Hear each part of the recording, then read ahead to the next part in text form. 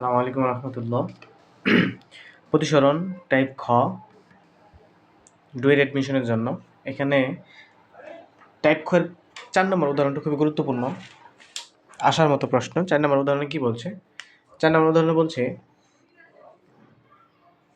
15.3 centimetre পুরুত্বের একখানি কাচের পাত্রের উপর 8 সেন্টিমিটার পানির স্তর আছে।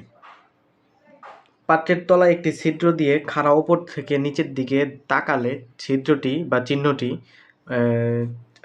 চিহ্ন দিয়ে খাড়া উপর হতে নিচের দিকে তাকালে চিহ্নটি আপাত গভীরতা কত হবে যদি কাচ ও পানির প্রতিসরাঙ্ক এত এত হয়?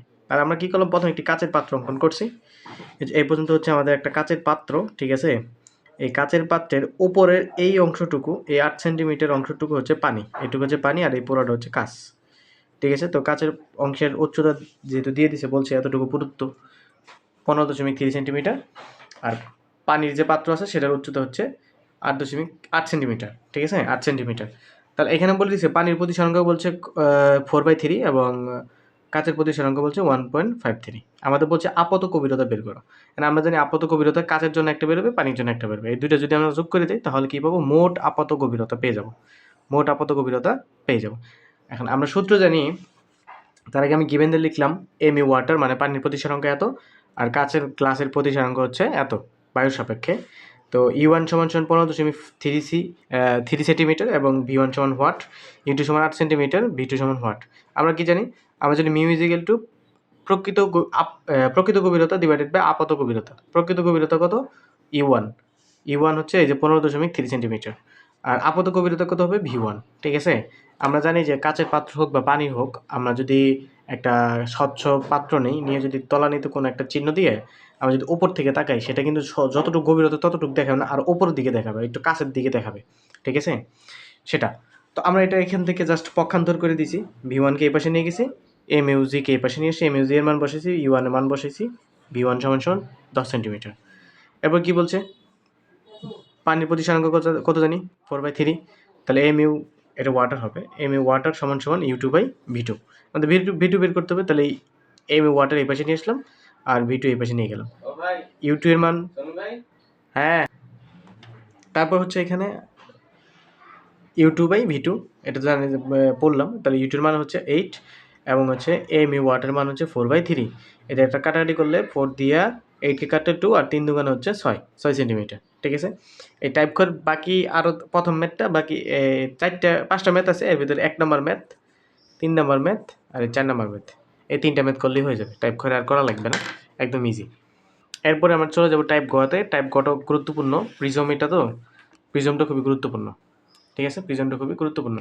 আমাদের প্রিজমের টাইপ গ প্রিজমের প্রথম উদাহরণটা বলছে প্রিজম কোণ 60 ডিগ্রি এবং ন্যূনতম বিচ্যুতি কোণ 30 ডিগ্রি হলে প্রিজমের প্রতিসরাঙ্ক কত? প্রতিসরাঙ্ক মানে মিউ আমরা জানি, তা আমাদের মিউ বের করতে হবে। আর প্রিজম কোণ মানে হচ্ছে প্রিজম কোণ 60 ডিগ্রি। প্রিজম কোণ মানে আমরা জানি প্রিজম কোণকে এ দ্বারা প্রকাশ করা হয়, আর ন্যূনতম বিচ্যুতি হলে সেটাকে ডেল এম দ্বারা প্রকাশ করা হয়। ন্যূনতম বিচ্যুতি কোণ বলছে 30 ডিগ্রি, তাহলে ডেল এম সমান 30 ডিগ্রি, আর প্রিজম কোণ সমান হচ্ছে 60 ডিগ্রি। ক্লিয়ার? আর আমাদের বের করতে বলছে কি?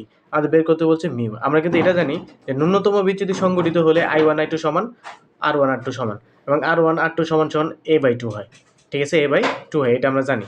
তাহলে আমরা মিউ সমান কি লিখতে পারবো? যেহেতু মিউ বের করতে বলছে, মিউ সমান আমরা জানি sine del m plus A/2 divided by sine A/2, ঠিক আছে। তো এখানে মান বসাই দিলাম, আমাদের মিউ এর মান চলে আসে √2। ফর্মুলা, এই সেম ফর্মুলা ইউজ করে উদাহরণ 2 নম্বরটা সেম, 2 নম্বর উদাহরণ এখানে আমি লিখে দিছি, এভাবে পরে নিলেই হবে, ঠিক আছে।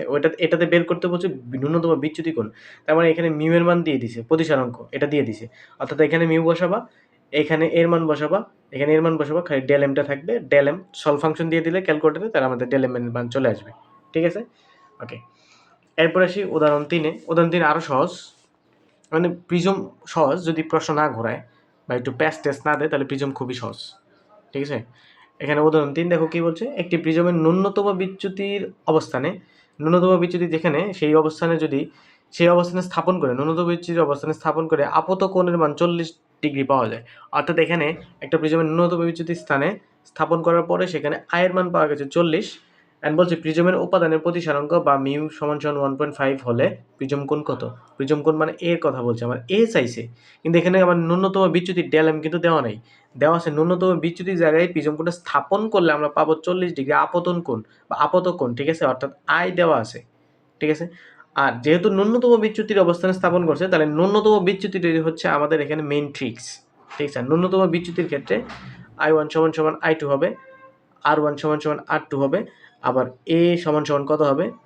A সমান সমান তোমার R সমান সমান হবে A/2, R সমান সমান কি লেখা যাবে? A/2, অর্থাৎ R1 সমান সমান R2 সমান সমান বা R সমান সমান A/2 লেখা যাবে। তার মানে এখানে আমাদের যেহেতু বলছে প্রিজম কোণ কত, তার মানে এর মান বের করতে হবে। আমরা যে সরাসরি সূত্র ফেলাবো I দিয়ে, যে সূত্র আমি জানি যে mu is equal to sine আপত কোণ ডিভাইডেড বাই সাইন প্রতিফলন কোণ। তার মানে লিখলাম উইনো দিয়ে যা যা আছে লিখলাম, আর আমরা ন্যূনতম বিচ্যুতি ক্ষেত্রে যা আছে সেটা লিখলাম। লেখার পর এখন লিখলাম mu is equal to sine I by sine R, ঠিক আছে। মিউ এর মান বসালাম, সাইন আর মান হচ্ছে 40, আর আর এর পরিবর্তে বসাতে পারি আমরা A/2।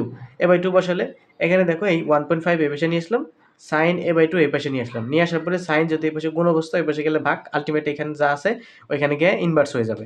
তাহলে সাইন ওই পাশে নিয়ে ইনভার্স করলাম, ঠিক আছে। তাহলে A/2 থাকলো সাইন ইনভার্স সাইন 40/1.5, ঠিক আছে। এ সমান সমান কত আসবে? এটাকে হিসেব করার পরে আমি পাইছি 25 দশমিক সামথিং, তার সাথে এই টু এই পাশে ভাগ, ওই পাশে গেলে গুণ, গুণ করে হচ্ছে এটা, অথবা সলভ ফাংশন মারিয়ে দিবা, এর মান চলে আসবে। ক্লিয়ার বিষয়টা? একদম ইজি অঙ্কগুলা। এরপর হচ্ছে 4 নম্বর উদাহরণ। 4 নম্বর উদাহরণে খুবই মনোযোগ দিতে হবে।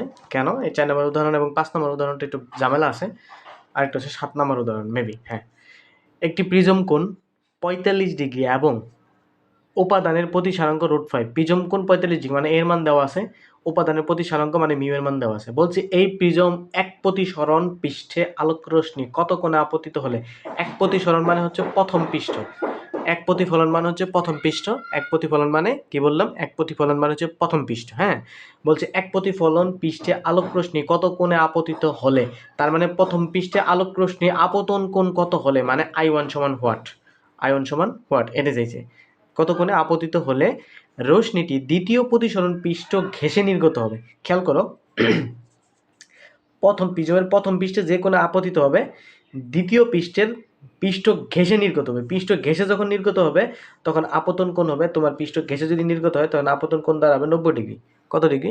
90 ডিগ্রি। আবার বললাম, যখনই বলবে দ্বিতীয় পৃষ্ঠে, দ্বিতীয় প্রতিসরণ পৃষ্ঠে, দ্বিতীয় প্রতিসরণ পৃষ্ঠ ঘেঁষে বললে, পৃষ্ঠ ঘেঁষেই যদি দ্বিতীয় প্রতিসরণটা চলে যায় তাহলে তুমি বুঝবা কি সেটা 90 ডিগ্রি, তার মানে I2 এখানে 90 ডিগ্রি। আর এক প্রতিসরণ পৃষ্ঠ মানে হচ্ছে প্রথম প্রতিসরণ, প্রথম পৃষ্ঠ মানে I1, এবং দ্বিতীয় প্রতিসরণ পৃষ্ঠ দিয়ে যদি দ্বিতীয় প্রতিসরণ পৃষ্ঠ ঘেঁষে যদি চলে যায় তাহলে বুঝবা I2 সমান সমান হচ্ছে 90 ডিগ্রি। ক্লিয়ার এখানে হিসাব? আচ্ছা, এখন বলছে তাহলে আমি এখানে লিখলাম যে প্রথম পৃষ্ঠের আপতন কোণ I1 সমান হোয়াট এবং প্রতিফলন কোণ R1 সমান হোয়াট। এখন আমরা এই যে এখান থেকে পাচ্ছি কিন্তু এই যে রশ্মিটির দ্বিতীয় প্রতিসরণ পৃষ্ঠ ঘেঁষে নির্গত হয়েছে, পৃষ্ঠ ঘেঁষে নির্গত, দ্বিতীয় পৃষ্ঠ ঘেঁষে, যদি প্রথম পৃষ্ঠ ঘেঁষে নির্গত হতো তাহলে I1 সমান 90 হতো, যেহেতু দ্বিতীয় পৃষ্ঠ ঘেঁষে নির্গত হয়েছে তাহলে I2 সমান 90 হবে, ঠিক আছে।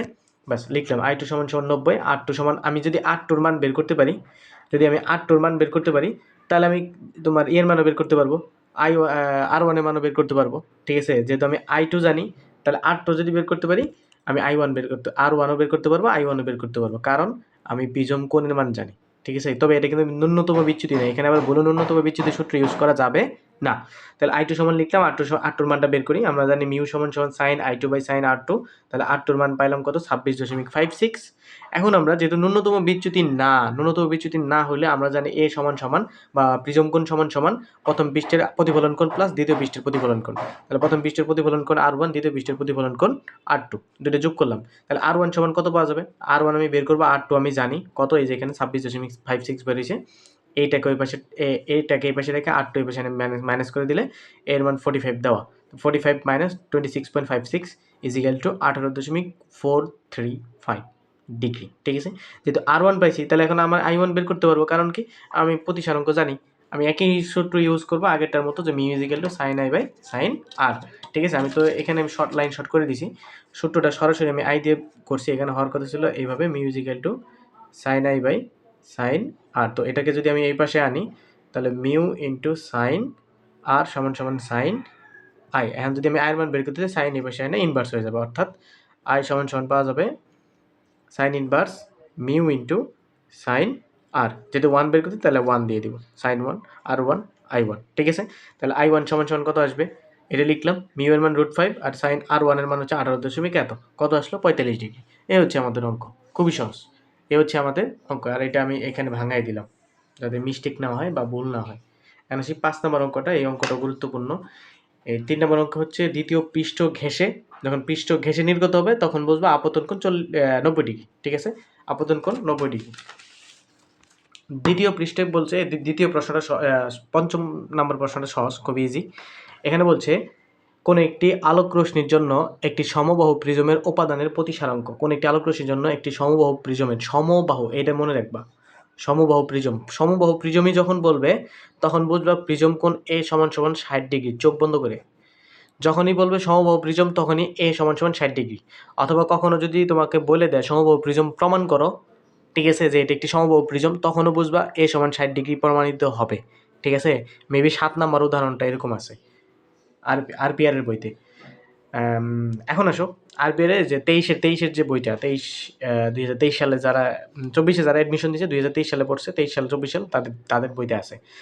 এখন তো উপাদানের প্রিজমের প্রতিসরাঙ্ক √2 দিয়ে দিয়েছেন। প্রিজমের প্রথম প্রতিসরণ তলের আলোক রশ্মি, প্রথম প্রতিসরণ তলের আলোক রশ্মি অর্থাৎ I1 সমান সমান বলছে 45 ডিগ্রি কোণে আপতিত হলে দেখাও যে রশ্মিটি ন্যূনতম বিচ্যুতিতে নির্গত হবে। ন্যূনতম বিচ্যুতিতে নির্গত কখন হবে? ন্যূনতম বিচ্যুতিতে নির্গত তখন হবে যখন I1 সমান I2 হবে, R1 সমান R2 হবে। তার মানে কি, আমাদের I1টা শুধু দেওয়া আছে, আর প্রিজম কোণ যেহেতু এখানে সমবাহু প্রিজম বলছে, তার মানে প্রিজম কোণটা দেওয়া আছে 60 ডিগ্রি আর মিউ এর মান দেওয়া আছে। তার মানে বের করতে হবে কি, R1 বের করতে হবে, R2 বের করতে হবে। যদি আমার I1 এবং I2 সমান হয় এবং R1 এবং R2 এই দুইটা সমান হয়, তাহলে আমরা বুঝতে পারবো কি এটা হচ্ছে আমাদের ন্যূনতম বিচ্যুতি দিয়ে যাবে, ঠিক আছে। তো আমি লিখতাম এখানে কী কী দেওয়া আছে, গিভেন ডাটা লিখলাম, লেখার পরে আমরা প্রথমে এখানে শুরু করলাম, আর এটা লিখে দিছি কখন ন্যূনতম বিচ্যুতি হবে, আমরা কীভাবে বুঝবো। মিউ সমান সমান সাইন I1, এটা sign I1 divided sign R1, তাহলে মিউ এর মান √2 বসালাম, সাইন I1 এর মান 45, সাইন R1 এর মান যদি আমি বের করতে চাই, সাইন এর পাশে আসে ইনভার্স হয়ে যাবে, R1 সমান সমান আসলো 30 ডিগ্রি। অ্যান্ড যেহেতু বলছে ন্যূনতম বিচ্যুতিতে যাবে, তাহলে আমরা জানি R1 সমান সমান R2 সমান সমান A/2 হবে, ঠিক আছে, সমান সমান 60/2 সমান সমান প্রিজম ই এর মান কত, এর মান কত 30। যদি ন্যূনতম বিচ্যুতি দিয়েই যায়, তাহলে অবশ্যই R1 R2 দুটি 30 হওয়ার কথা। আমি R1 কিন্তু অলরেডি 30 পাইছি, তাহলে 60কে যদি 2 দিয়ে ভাগ করার পরে যদি আমার 30 আসে, আমরা জানি কি A/2 সমান সমান R1 সমান সমান R2। যেহেতু R1 এর মান পাইছি, তাহলে R2 সমান সমান A/2 আমি লিখতেই পারি। লিখলাম R1 সমান সমান R2 সমান সমান A/2 সমান সমান 60/2 সমান 30 ডিগ্রি। তাহলে এখন R2 ও 30 ডিগ্রি বেরিয়েছে, R1 ও 30 ডিগ্রি বেরিয়েছে, তাহলে আমরা লিখতে পারি অতএব R1 সমান সমান R2 সমান সমান 30 ডিগ্রি। গেল, তাহলে একটা প্রমাণ হলো R1 আর R2 কি হয়েছে, সমান হয়েছে। আরেকটা প্রমাণ বাকি আছে, সেটা হচ্ছে I1 45 আছে আর I2 45 বের করতে হবে। যেহেতু আমার R2 30 পাইছি এবং মিউ এর মান জানা, তাহলে আমি R1 এর মান I1 এর মান বের করতে পারবো। তাহলে এইখানে আবার লিখলাম again mu is equal to, again now mu is equal to sine I2 by R2। Mu এর মান বসালাম, সাইন I2 এর মান বের করবো, R2 এর মান 30 বসালাম, তাহলে I2 এর মান আসলো 45, আমার I1 এর মানও দেওয়া ছিল 45। যেহেতু দুইটাই 45 আসছে, তাহলে আমরা লিখতে পারি যেহেতু I1 সমান I2 সমান 45 এবং R1 সমান R2 সমান 30, তাই এটি ন্যূনতম বিচ্যুতি দিয়ে নির্গত হবে। বিশেষ দ্রষ্টব্য, সমবাহু প্রিজম মানেই এ সমান 60 ডিগ্রি, সমবাহু প্রিজম মানেই এ সমান 60 ডিগ্রি।